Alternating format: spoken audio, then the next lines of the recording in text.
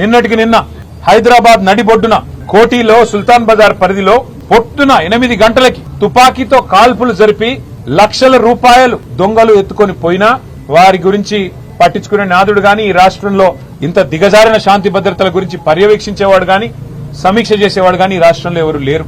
చివరికి ఎంత దారుణం అంటే గంజాయి స్మగ్లర్లు ఈ రాష్ట్రంలో ఒక ఎక్సైజ్ కానిస్టేబుల్ ను బండి ఎక్కించి ఆ అమ్మాయిని చంపేస్తే కూడా ఈ రాష్ట్రంలో అడిగే నాతుడు లేడు, పట్టించుకునే వాడు లేడు. ప్రభుత్వం నుంచి స్పందన అనేది 0. అంటే ఎంత దయనీయమైన పరిస్థితుల్లో ఈ రాష్ట్రంలో శాంతి భద్రతలు ఉన్నాయో దీన్ని బట్టే చెప్పొచ్చు. సమ్మక్క సారక్క జాతర కోట్లాది మంది ప్రజలు గొప్ప జాతరగా తెలంగాణ కుంభమేళగా జరిగే అద్భుతమైన పండుగ, తెలంగాణ ప్రజలకు అత్యంత ప్రీతిపాత్రమైన పండుగ. అలాంటి పండుగలో అధ్వాన్నమైన ఏర్పాట్లున్నాయని చెప్పి అక్కడ భక్తులు తిరగబడుతుంటే, మంత్రుల అద్దాలు ధ్వంసం చేస్తుంటే, మంత్రుల కార్ల అద్దాలు ధ్వంసం చేస్తుంటే ఎంత అధ్వానంగా ఈ రాష్ట్రంలో ట్రాఫిక్ నిర్వహణ, శాంతి భద్రతల నిర్వహణ, కనీసం ప్రజల మనోభావాల్ని గౌరవిస్తూ తెలంగాణ కుంభమేళాలో కనీస ఏర్పాట్లు కూడా చేయలేకపోతే సమీక్షించేవాడు లేడు.